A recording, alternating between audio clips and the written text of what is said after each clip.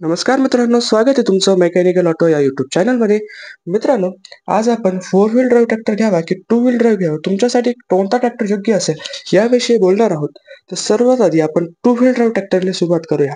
मित्रांनो, two wheel drive tractor जर पाहिला तर टू व्हील ड्राईव्हमध्ये जो आपली ट्रॅक्टरची रुंदी असते ती थोडीशी जास्त असते आणि टू व्हील ड्राईव्ह ट्रॅक्टरचा ग्राउंड क्लिअरन्स देखील थोडासा कमी असतो. आणि जर दोन्हींच्या मेंटेनन्सचा विचार केला तर टू व्हील ड्राईव्ह ट्रॅक्टरमध्ये मेंटेनन्स देखील कमी येतो फोर व्हील ड्राईव्हच्या तुलनेत.